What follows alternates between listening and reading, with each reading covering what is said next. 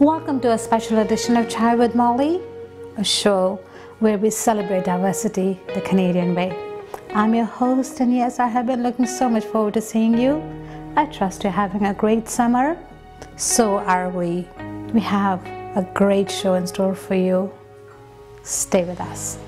The Indo-Canadian Chamber of Commerce has just elected a new president. He is here in the studio to tell us what role ICCC is willing to play in the Canada-India business corridor.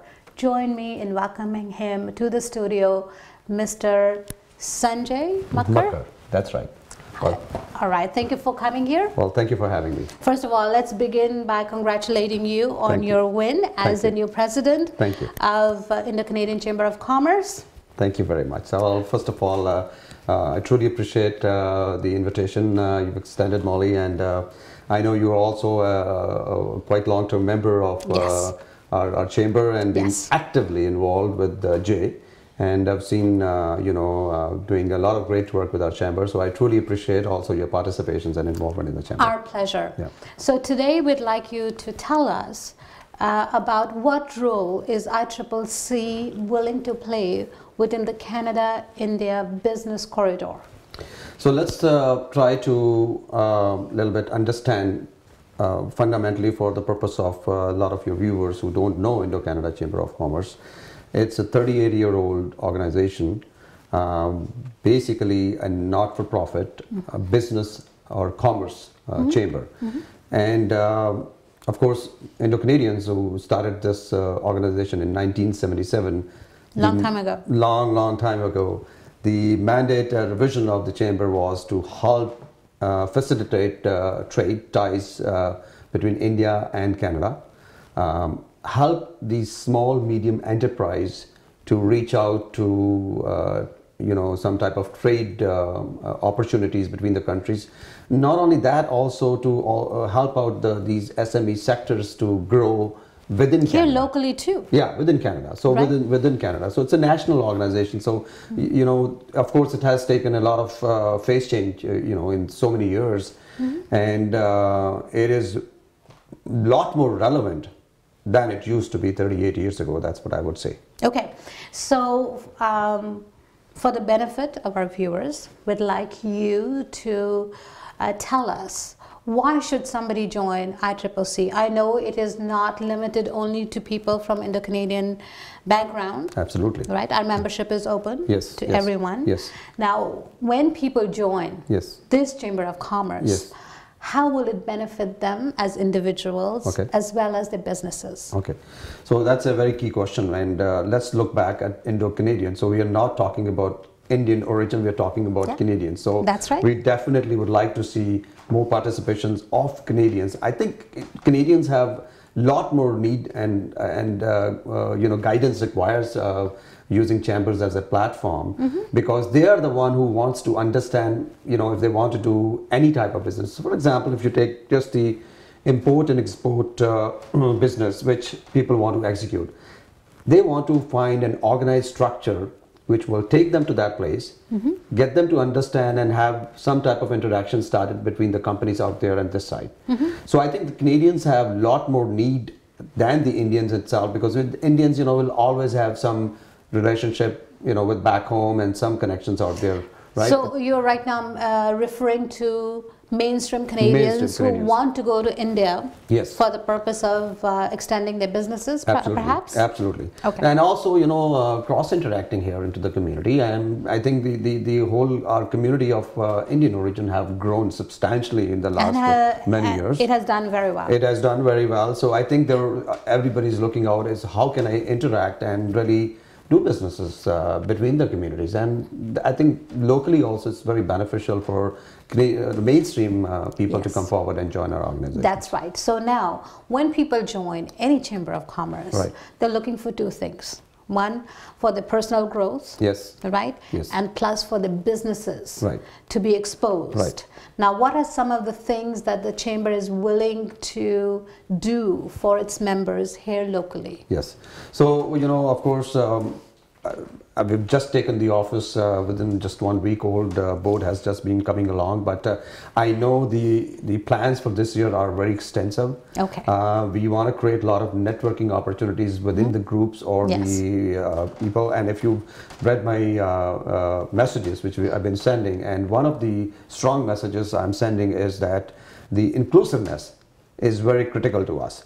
And by that inclusiveness, what that means is that we want to make sure that the interests of the business are exposed to the interest people may have into their businesses, right? So cross-interacting, networking opportunities, many different events which we conduct together, and of course our big event of doing trade back in India, which is our India mission, which happens sometime in the January.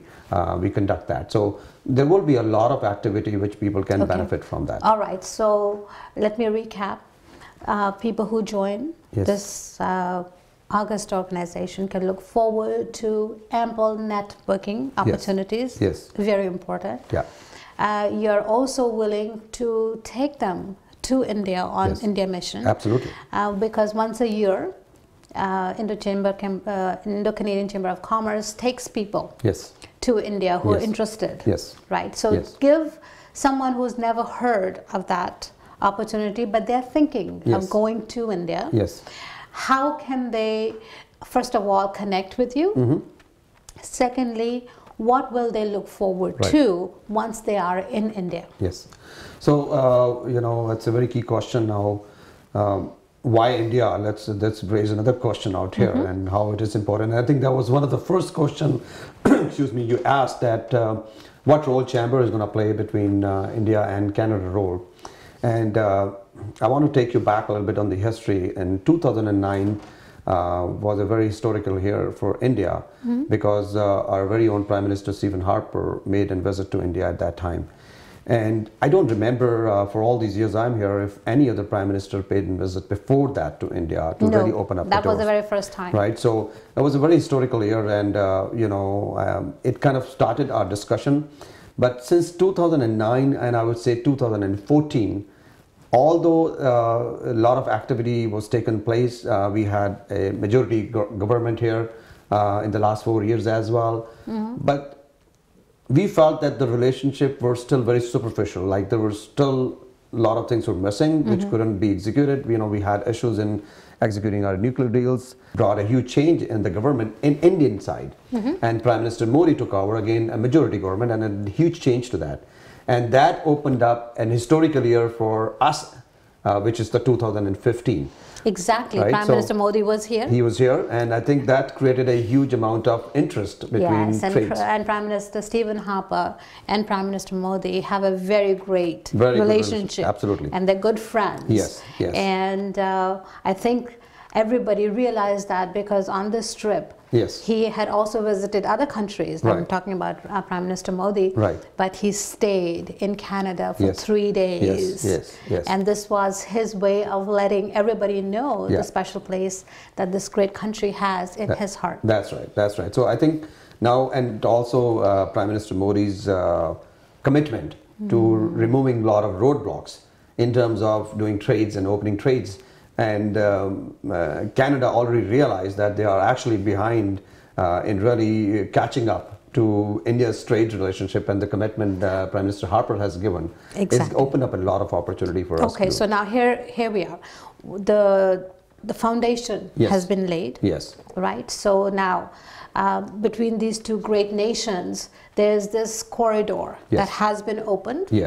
And now it's going to be a lot more easier for people to go to India for the purpose of perhaps expanding their businesses or the services that they may want to. But having said that, there is still that little bit of a sense of hesitancy. And this is on behalf of people who don't know India, who've never been to India, or may have gone there just for a holiday, but they don't know how things really happen. So these people, as Bank of Montreal had done a study, we know that 40% of Canadians who want to trade outside of Canada want to go to India. So I'm going to ask you, what role can ICCC play in facilitating that or being a conduit for these people, right? Because there is people who were born in India or they have relatives back in India. They know what India is all about, and they really don't need that much of help. Everybody needs some help, but not that much. Now I'm talking about mainstream Canadians, because there are lots of people who do want to go to India. What can ICCC do to facilitate trade for them? So you know, this is definitely a confidence building question. I would say that how people can get benefited or really use this organization. So ICCC have a long-term experience, by the way, in running India mission. So it's not the first time we would do that. But what we've learned over a period of time is that the sector-based initiatives has more substance in bringing values to people. So the role we want to play in that is, first of all, identify the sectors which are in high need. Now, some of the sectors are really in great need right now, as we see it. Is mining is a very big sector, which is an interest between the two countries. The energy is huge. Renewable energy is a very huge one. We have a lot of talks on those sectors in here. The IT has been ongoing initiative, which is a big exchange between the two countries. As you know, that there's so much of outsourcing work has been done in the past. And still there is a lot of large Indian corporations are operating out of Canada, including you know, TCS and you name it, all those guys are here. So IT is one of the sector out here which we look infrastructure. at. And infrastructure is huge. India has a huge need for infrastructure. Huge need for it. Education is a big opening sector. Very big. Right now. So yes, we were having a conversation with the High Commissioner of India to Canada, and he was listing the things that India is looking for, and the number one thing on his list was education. Right. So what we want to do is we want to identify the key sectors which are of interest to people. Then we want to prepare the whole agenda along those sectors. So when people, you know, what to expect for people out here is that, you know, we have already organized meetings of the cross sectors out in India, either in exchange of business from there to here or here to there. You see, the idea is that both sides of the country should benefit one way or the other, right? So it has to be mutually beneficial. So we, you know, let's say we have expertise in minings and supplying equipments, for example, right, which India is really starving for. Then we have companies coming forward and participating into that, right? Or the knowledge-based, you know, services out here. So we will identify those sectors. We will have the interest of those sectors being taken care of. We will pre-arrange B2B meetings going there or events, and also at the ministerial level, so that people can have a good activity when they get there. So it's going to be more an organized kind of a business trip, which people are, you know, really getting a value, you know, by spending the time there. And we would also try to capture, you know, the different sides of India, because, you know, India itself is very vast it's called a subcontinent. Right? So yeah, exactly. So it's called, you know, a subcontinent we for a want to reason. make sure that, you know, geographically we focus it too. So we want to focus it sector-wise. At the same time, we want to focus it geographically. So we cover east, west, north, south, and pick the best, you know, in those sectors which can generate from there. So as an example, if you want to, you know, maximize your IT sector, you definitely want to pay a visit in the south, right? So accordingly, we will pick those initiatives and see the interest of the people who are actually coming onto the delegations and matching them to the sector-wise. Okay, so when is this India mission going to India? Well, we haven't really finalized any dates on that. If I talk about on the past, as a standard rule of thumb, we were using January, usually around second week of January. That used to be tied into Pravasi Bharati Divas, which is the NRI, you can say, conference, happens for 2 days, and we used to extend the India missions, you know, jointly with that, so that we participate into that. ICCC is one of the recognized organizations which is actually registered with the Pravasi Bharati Divas, PBD it's called.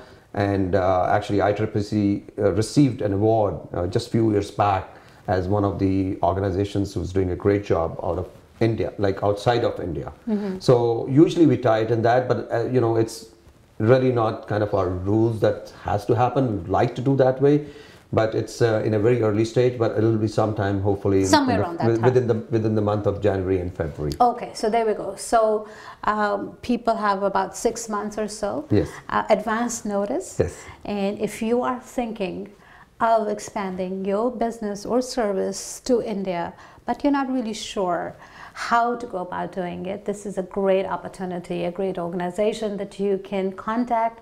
They will not only provide you with the information that you're looking for, you may consider joining them on this mission to India and see things firsthand.